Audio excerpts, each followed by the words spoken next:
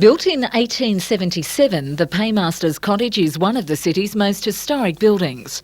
By the end of the year, restaurateur Neil Slater is hoping people will be able to enjoy his foreshore coffee shop. Well, I don't think there's anything serviced on this end of the foreshore.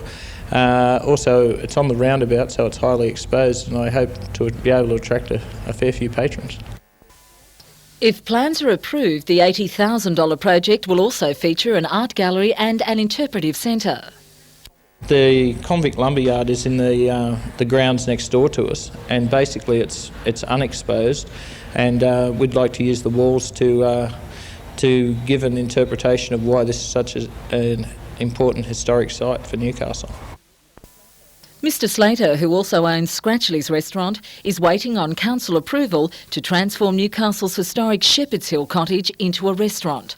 But nearby residents fiercely oppose the idea, predicting late-night noise problems.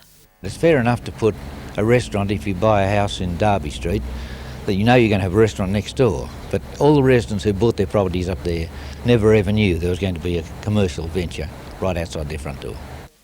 Residents plan to meet with council next week to find out if their concerns have been addressed. Meanwhile, Mr Slater says if his development application is approved, he'll begin work as soon as possible. Melinda Smith, NBN News.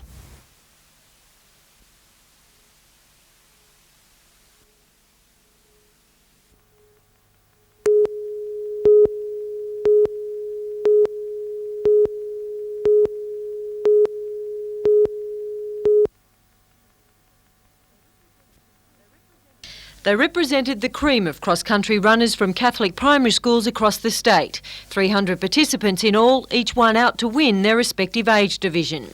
But first, a pre-race prayer, then the 9 years girls set a blistering pace, even giving our cameraman a run for his money. Philip Stevenson from East Maitland in the green top went to the lead early in the 9 years boys event and didn't look back, completing the 2 kilometre course in just over 10.5 minutes. 10-year-old Narelle Hessian from Sydney may have looked like she was doing it tough, but went on to win her division easily. The 10-year boys were a little more bunched. Heartbreak Hill proved just that for one young man.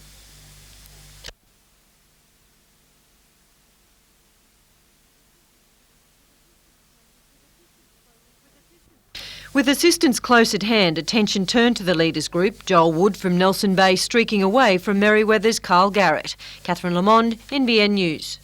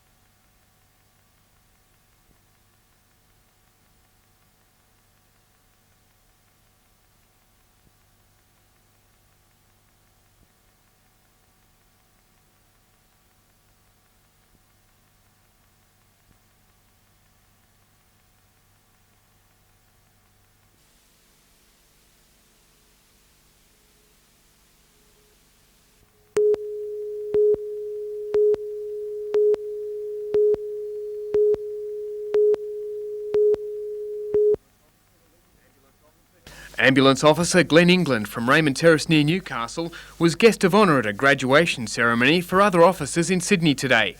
Mr England's actions early one morning in March saved the life of a man whose car had rolled and crashed into the Hunter River.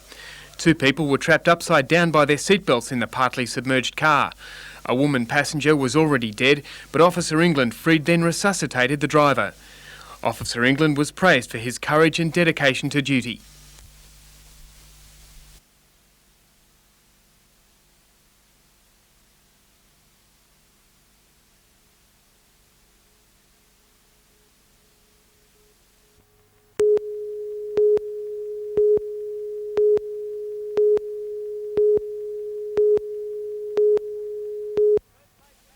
Third place, Magic Cider, but in front, Swissstone starting to draw clear. Too good the favourite, Swissstone, a length on the line. Countess Parod will hang on for second, I feel, for Magic Cider.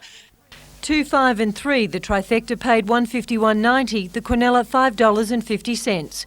Next, we looked at Grafton, featuring race 6, the Association Cup. James's Pride giving plenty. King Haste trying hard on the outside. It's James's Pride in front. King Haste runs to second, and Mr. Buggy late, but James's Pride first out and first. 3, 11 and 6, Mr. Buggy paid well, as did the trifecta, with $3,840.60.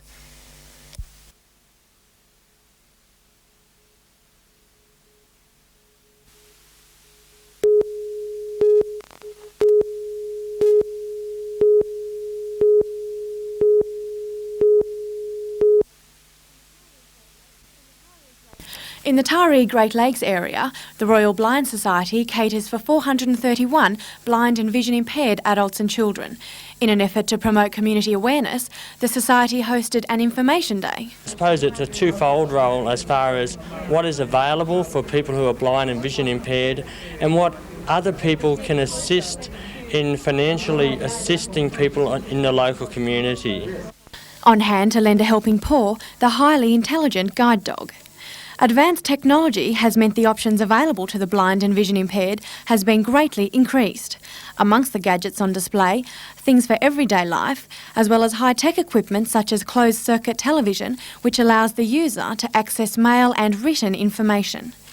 There is also an exciting new development in the pipeline.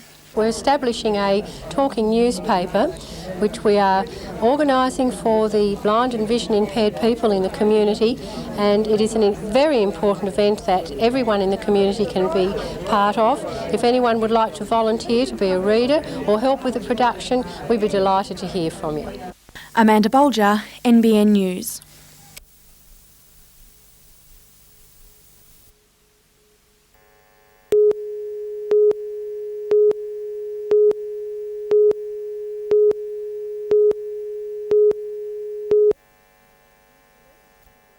"31-year-old Barry John Arthur went missing after a party at Adamstown Heights in Newcastle last July. He'd been drinking heavily and taking drugs. A week later, he was found dead in a recess of this cliff at Dudley. The inquest into his death was told the cave was actually an air vent to a disused mine. The brick seal had been broken, possibly by vandals. Robert Nelson from Redhead discovered Mr. Arthur's body while visiting the popular fishing spot with his family. Coincidentally, he was also the last person to see Barry alive a week earlier. It was the day after the party, and Barry was lying on the grass near the air vent to the mine. Mr. Nelson told the coroner Barry seemed to be recovering from a hangover. The investigating officer, Detective Nolan, hypothesised that Mr. Arthur had perhaps gone into the cave to get out of the rain. Detective Paul Nolan told the coroner he believed Barry Arthur had died either from a lack of oxygen or from the seepage of gases from the mine shaft. It was an opinion not shared by District Inspector of Coal Mines Barry Cohen, who in a statement to the coroner noted that a subsequent test showed nearly fresh air was coming out of the mine. The air shaft has since been sealed. The inquest will continue on Wednesday. Jane Anderson, NBN News.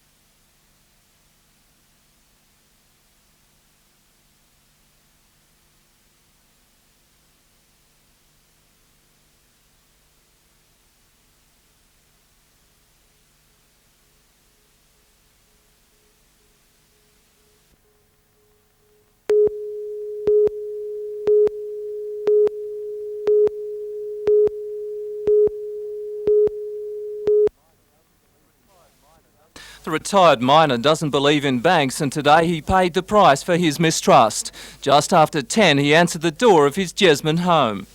He gained entry into the premises by saying that he thought he saw some young people leaving the rear of the premises. Once inside the premises, he went into a number of rooms with the elderly gentleman and managed to take a quantity of money. The pensioner lost his life savings. He has nothing left. Today, friends and relatives tried to comfort him. Although he was physically unharmed, he was in shock. Police have searched the area, but with no luck. The only description of the intruder, that he is in his 30s. Detectives have put out a warning, worried the man may be canvassing the area. I would stress to elderly people not to allow anyone into their home that they're not sure of or they don't know, and especially not to talk to people in relation to any money that they've got on the premises.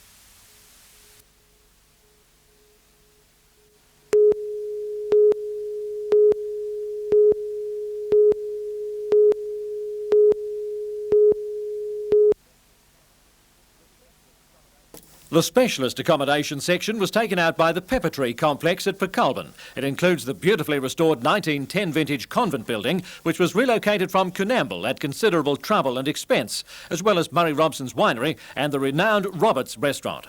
Also in the Peculbin Vineyard area, the Hunter Resort is now the proud holder of the 1994 award for the motoring accommodation.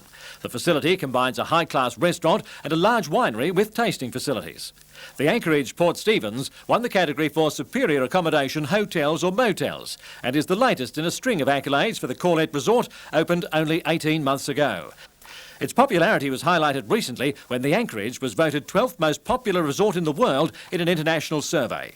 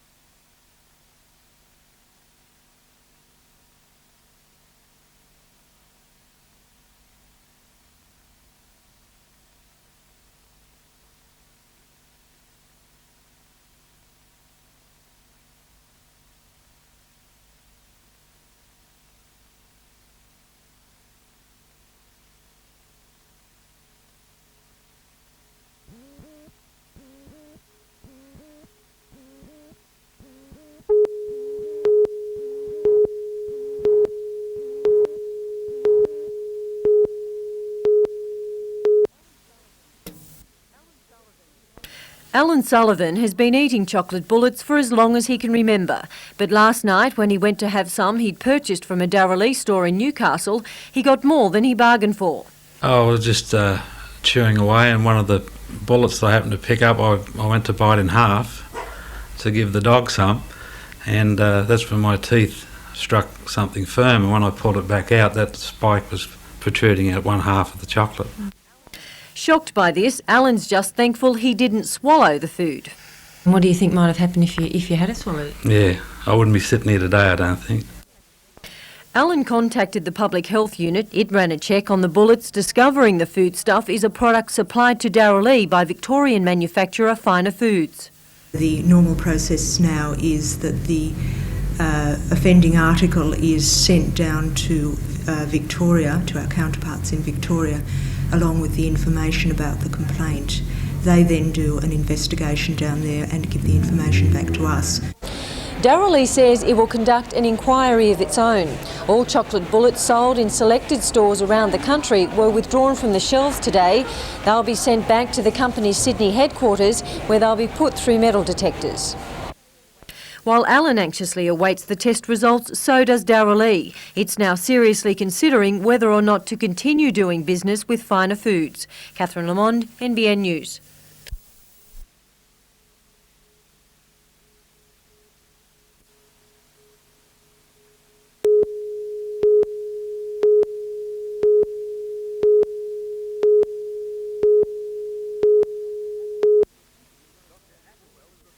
Dr. Attewell is reputedly one of the world's foremost authorities on forest ecology and a respected author of 2 scientific papers on forest disturbance in Australia.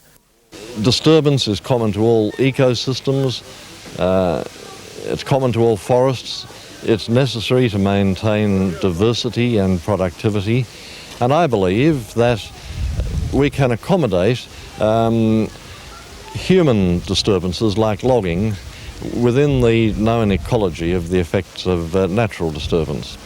His work has taken him from the Central Highlands of Victoria to the jungles of Venezuela and the frozen forests of northern China. Dr. Attewell will also travel to Coffs Harbour and Lismore as part of his North Coast visit.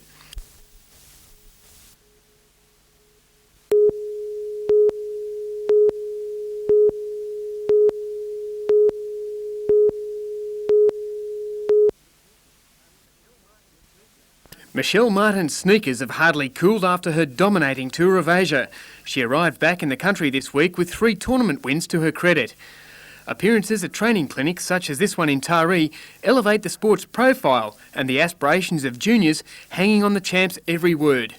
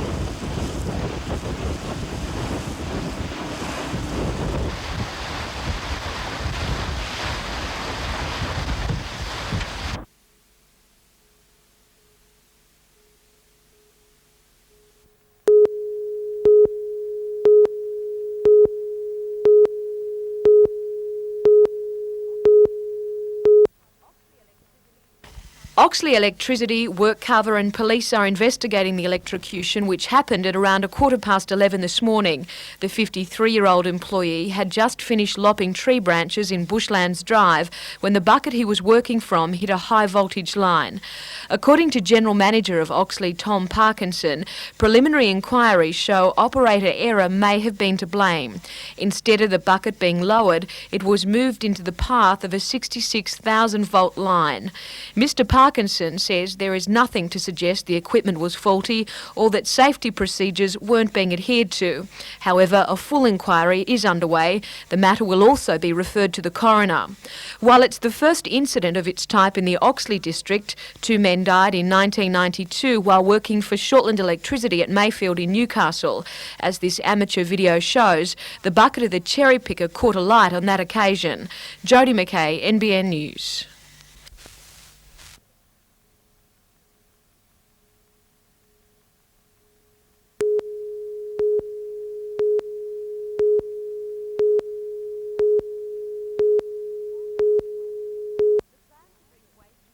The plan to bring waste from Sydney to the outskirts of Newcastle was proposed by businessman John Stigpowicz 2 years ago. Up until now, though, it's been just an idea. But with the state government having formulated its waste policy, Mr Stigpowicz says he can now go ahead and make it a reality. His idea is to transport waste by rail from the north of Sydney to the former Stockrington coal mine. He plans to have a feasibility study by November and lodge a development application with Cessnock and Newcastle councils by early 1995. But residents of Minmi say they will fight the proposal all the way. They say they don't want to be sandwiched in between a dump at Stockrington and the Summer Hill facility at Maryland. They also strongly object to what they call the possible destruction of a picturesque and valuable area. If you've seen it, you'd have to acknowledge that it is. It's too beautiful to spoil by anything, let alone dumping garbage on it. Also wary of the plan is Mayor of Cessnock, Marie Callaghan. I'm not keen on the idea, quite frankly. Cessnock has its own waste dump. We have enough space for 50 years. We don't need Sydney's garbage to fill our holes.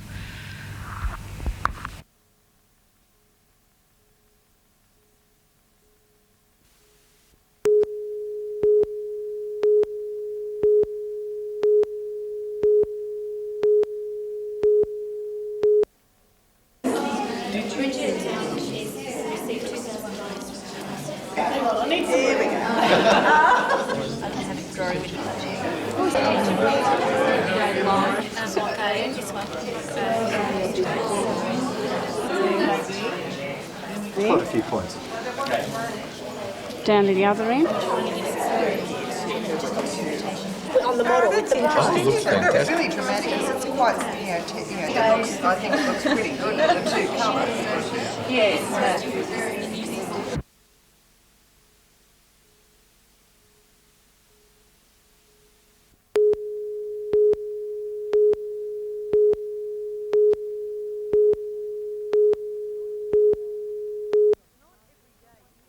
It's not every day you get to stand on the park with someone you're aspiring to equal. So 140 junior soccer players from throughout the region revelled in the opportunity at Western today.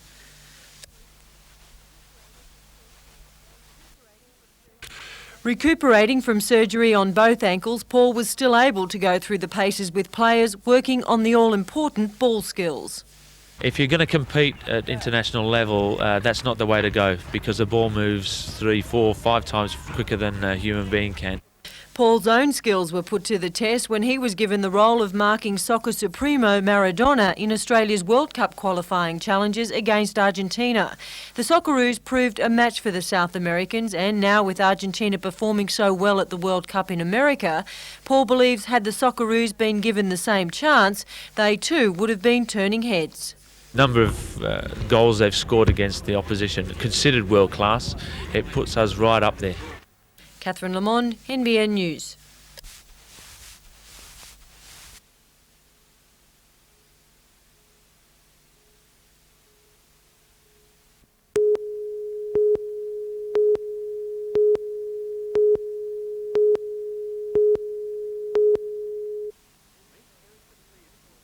Meet Eric the plesiosaur, a prehistoric bag of bones who's been hanging around for about 110 million years, waiting to be discovered. Eric was dug up in an opal mine at Coober Pedy in 1987. The skeleton of the marine reptile was painstakingly reassembled, but then came up for sale on the International Museum market. A public fundraising campaign made Eric an Aussie household name and raised $500,000 to secure him a place at the Australian Museum. 30,000 letters of support addressed to Eric poured in from around the country. I'm 7 years old and I want to help save Eric. My 4-year-old son Scott wants you to have this and his brother's pocket money to help save Eric. We had a cake stall to raise money for the Save Eric appeal. It could be said that Eric is now making a comeback tour to say thanks to all those who helped. The exhibit will be at the Newcastle Regional Museum through the school holidays and will then head for showings at Tamworth, Kempsey and Lismore over the next month.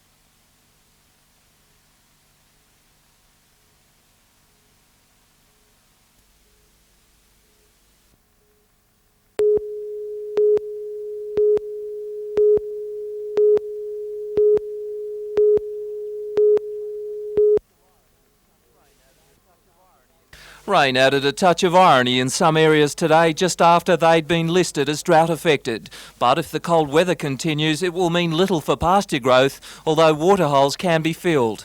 45% of the state is in trouble. The new listings for this month: Kempsey and Casino on the north coast, Danman and Singleton in the Hunter Valley.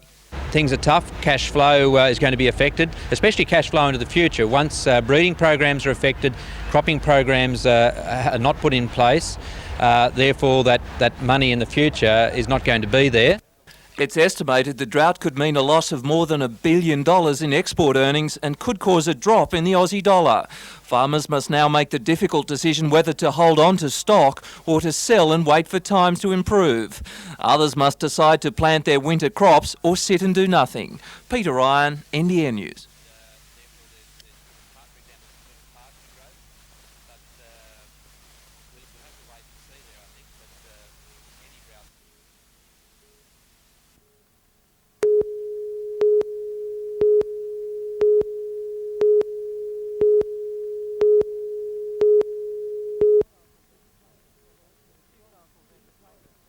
Newcastle's entertainment centre has been struggling to keep afloat since it opened its doors 2 years ago. A debt of nearly $10 million, almost impossible to pay off. It would have been difficult to service those loans. But a $7 million grant from the State Minister for Land and Water Conservation, George Souris, means the centre now has a manageable $3 million debt. The centre is confident with continued success of performances like the Moscow Circus and the Rock of Stedford, the show will go on.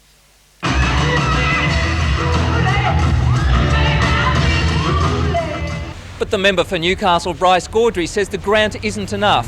He wants the centre's debts paid off completely, as the government did for the Sydney Entertainment Centre. They paid $38 million, in my view, to retire the debt and let the Sydney Entertainment Centre get on with providing entertainment. They should do the same for Newcastle. Meanwhile, other groups like the Newcastle Breakers and the Knights are looking on with interest. The Knights are preparing a submission to go before the Fay government to pay off their $2 million debt. Peter Ryan, NBN News.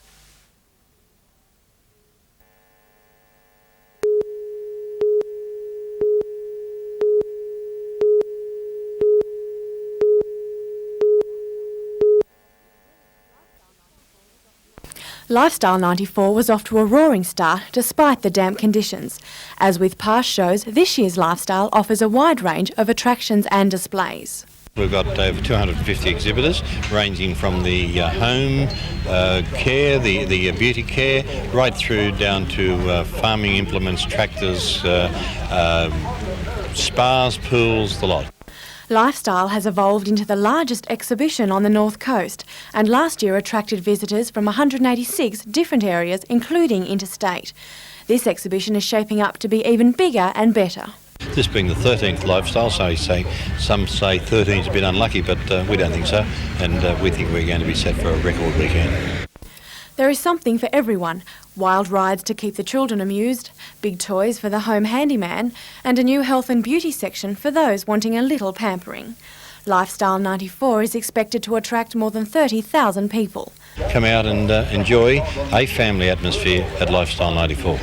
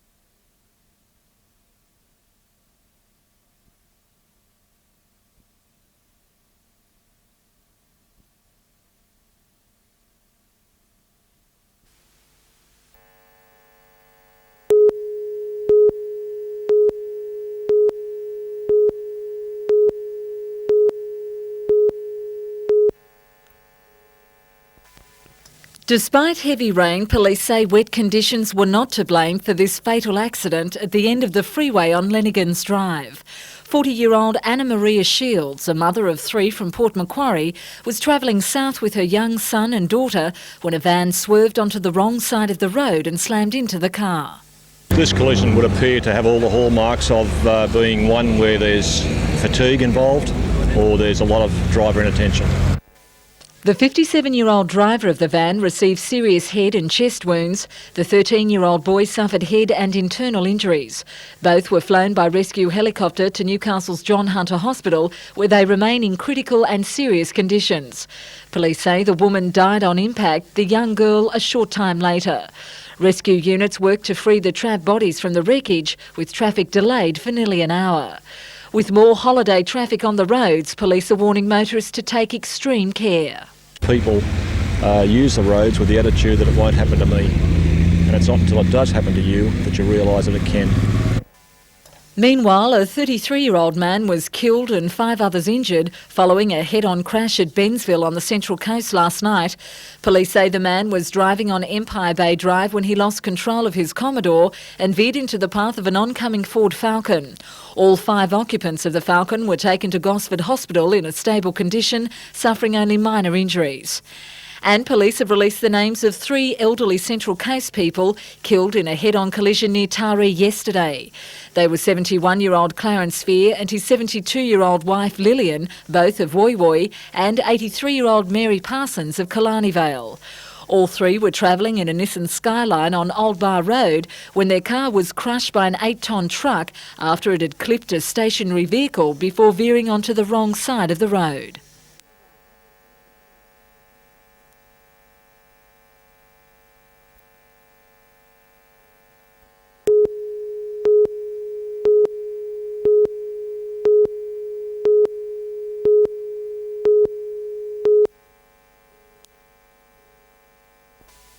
In order to make sure accurate tax returns have been lodged, the Tax Office says it's kept a watchful eye on the process, but thousands of false claims have slipped through the net. Well, nationally last year we did 47,000 cases and got $23 million additional in revenue. To avoid this, additional measures have been put in place. This year we've done a lot of work with the banks to improve the quality of data, and we've got our own technology improved, so we'll be doing far many more of those cases this year. 6 employee groups, including police, teachers and truck drivers, have been given special guidelines on what they can and can't claim. Many, we found, were claiming things last year that they weren't entitled to claim, and many more weren't claiming things they could claim, so we're trying to clarify that for them. Taxpayers have until October the 31st to lodge their returns. The Newcastle office will process about 600,000 from across the north of the state. While enforcing the policy of deductions over $300 needing proof of receipts, use of the tax pack is recommended to make the job a little easier. This year it's very much more comprehensive than in the past, and if people work through it and take their time, they will get their returns right. Melinda Smith, NBN News.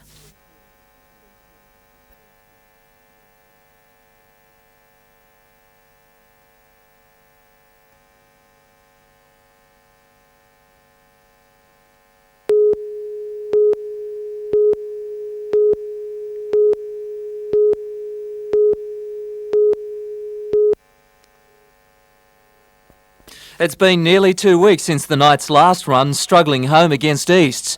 Paul Harrigan didn't play in that game, but he'll be on the paddock against Penrith just 3 days before the test against France. Coach David Wade